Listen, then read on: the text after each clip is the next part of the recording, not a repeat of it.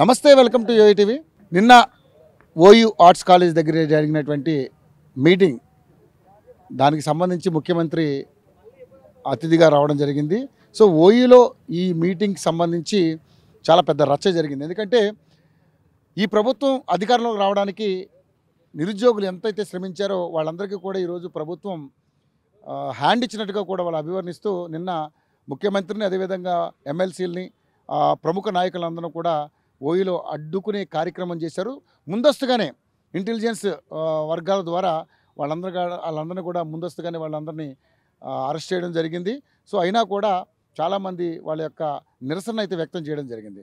So మరి నిరుద్యోగులకి 2 లక్షల ఉద్యోగాలు ఇస్తానన్నటువంటి ఈ ప్రభుత్వం ఇంతవరకు ఎన్ని ఉద్యోగాలు, ఎన్ని నోటిఫికేషన్లు ఇచ్చింది, అదేవిధంగా ఫీజు రియంబర్స్మెంట్ ఏ విధంగా ఇస్తుంది, ఇవన్నీ కూడా చాలా సమస్యలు ఉన్నాయి. ఓయూలోనే ఈ ఉద్యమం ఎక్కువగా నడుస్తూ ఉంది. అదేవిధంగా ఆర్ట్స్ మన చిక్కడపల్లి లైబ్రరీలో కూడా చాలా వాగ్దానాలు చేసి కూడా మాటలు తప్పినటువంటి సందర్భం ఈ ప్రభుత్వానికి ఉంది.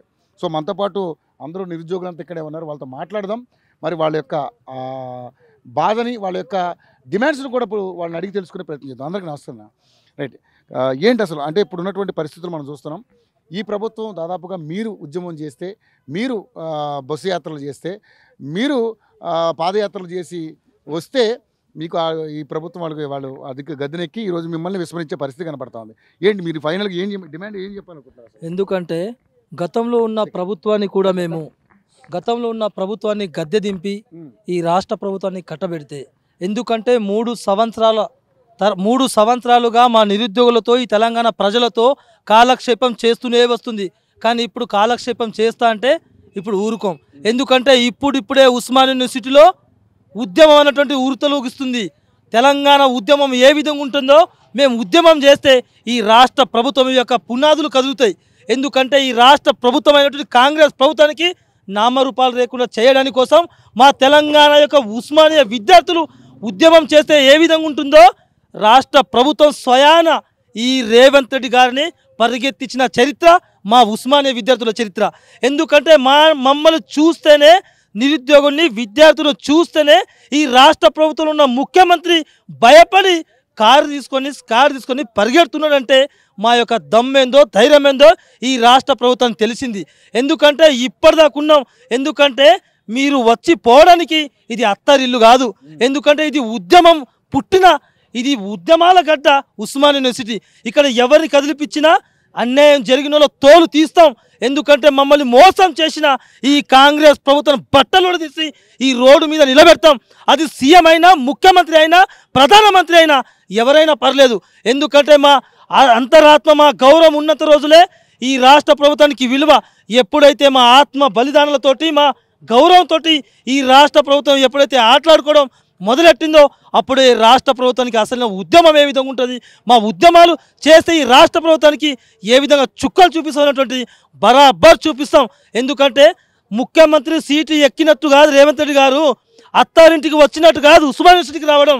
ఈ ఉస్మానియా యూనివర్సిటీకి వచ్చిన తర్వాత నువ్వు ఇచ్చిన హామీలు నెరవేర్చుకోకపోతే సీఎంని కూడా చుట్టకుండా ఇక్కడనే బట్టలు ఇప్పించి ఆర్ట్స్ కాలేజ్ ముందుగానే కూర్చోబెట్టే సత్తా, తమ్ము, ధైర్యం ఈ ఉస్మానియా యూనివర్సిటీ గడ్డకున్నది. మీరు ఎన్ని ఉద్యమాలు చేసినా ప్రభుత్వం నిమ్మక నీరెత్తినట్టుగానే ఉంది. మీ ఉద్యమం కూడా ఒక స్టెబిలిటీతోటో, ఒక శాంటిటీతోటో చేయట్లేదు. సో విద్యార్థులు కూడా అంతగా దీని మీద ఎక్కువ ఫోకస్ చేయట్లేదు. నిరుద్యోగులందరూ కూడా ఈ ప్రభుత్వం కూడా అంతే విధంగా మిమ్మల్ని విస్మరించే పరిస్థితి ఉంది. కానీ ఏంటి అసలు ఎక్కడ ప్రాబ్లం జరుగుతుంది? మొన్నటి వరకు కూడా ఇస్తారేమో ఉద్యోగాలు వస్తాయేమని చెప్పి నిన్నటి వరకు ఆశతోటి, నిన్నటి వరకు ఎదురు చూపులు చూసినాం.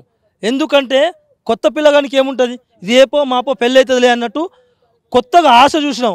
కానీ ఇప్పుడు రేవంత్ రెడ్డి యొక్క మాటలోనే, ఆయన యొక్క రక్తంలోనే అబద్ధపు రక్తం ఉందని, ఆయన హామీలే అబద్ధాల హామీ అని, ఆయన మాటలే మోసం చేసే మాటలని, ఆయనకు చేత కాదని ఇక్కడ ఉస్మానియా యూనివర్సిటీ విద్యార్థులు, ఇక్కడున్న ప్రొఫెసర్లు, ఇక్కడున్న ప్రజలు, తెలంగాణ రాష్ట్రం మొత్తం తెలిసిపోయింది.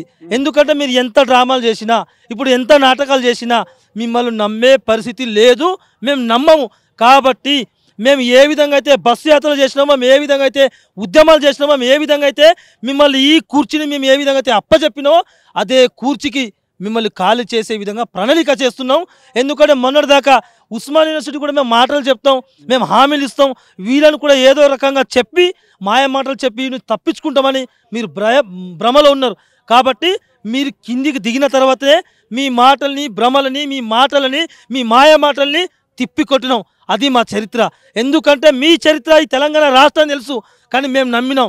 నిన్నటి వరకు నమ్మినాం, ఇప్పుడు నమ్మం.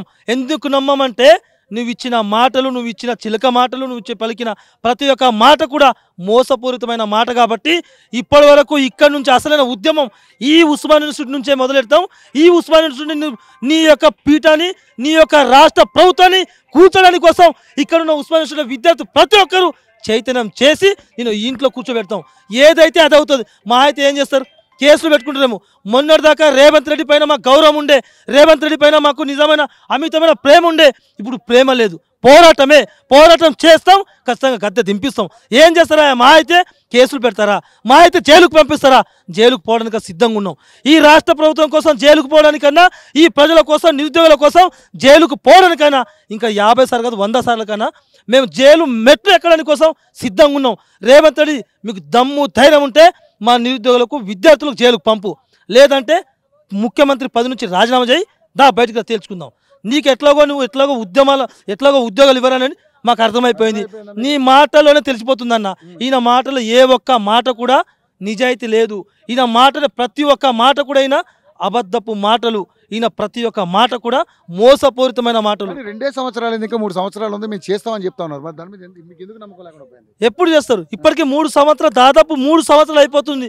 ఒక 20,000, 10,000, 5,000 ఉద్యోగాలు కూడా లేని 70,000 ఉద్యోగాలు ఇచ్చామని చెప్తాను. 70,000 ఉద్యోగాలు ఎక్కడ? ఒక శ్వేతపత్రం రిలీజ్ చేయి. నీకు నిజంగా దమ్ము ధైర్యం ఉంటుంది. నా మీటింగ్ పెట్టినావు కదా, ఆ మీటింగ్లో ఎన్ని ఉద్యోగాలు ఇచ్చినావు? కానిస్టేబుల్ ఇచ్చినావు, గ్రూప్ 1 ఇచ్చినావు, గ్రూప్ 2 ఇచ్చినావు, గ్రూప్ 3 ఇచ్చినావు, మా డిఎస్ ఇచ్చినావు. ప్రతి ఒక్క ఉద్యోగ నోటిఫికేషన్ ఎందుకు చెప్పలేకపోయినావు? నీకు దమ్ము ధైర్యం ఉంటుంది. రాష్ట్ర ప్రభుత్వానికి ముఖ్యమంత్రి నువ్వు కదా, మరి చెప్పాల్సిన ముఖ్యమంత్రి చెప్పకుండా ఎందుకు మొహం చాటేసి, ఎందుకు ఇక్కడ పోలీసు బలగాలతోటి 6,000 మంది పోలీసు బలగాలతోటి కంచెలు లేకుండా వస్తున్న ముఖ్యమంత్రి మీరు ఇవాళ రాష్ట్ర ప్రభుత్వంలో ఉన్న అతి ప్రతిష్టాత్మకమైనటువంటి ఉస్మానియా యూనివర్సిటీలో పోలీసు బలగాలతోటి ఎందుకంటే ఇక్కడ సభలో కూడా విద్యార్థుల కంటే ఎక్కువ మంది బయట వాళ్ళే ఉన్నారు. అది కూడా 60 సంవత్సరాలు పైబడిన వాళ్ళు ఉన్నారు, విద్యార్థులు తక్కువలో ఉన్నారు. ఆ విద్యార్థులు ఏం చేస్తారు అనుకుంటే మా తడక్కని చూపించినావు కదా, మా దమ్మేని చూపించినావు కదా, మా ధైర్యమే చూపించినావు కదా, మరి నీ ధైర్యమే చూపించు, నీ ప్రభుత్వం యొక్క నిజాయితీని చూపించు. మీ రాష్ట్రంలో ఉన్న ప్రభుత్వం యొక్క ఏం చేస్తావు చెప్పని చెప్తాను.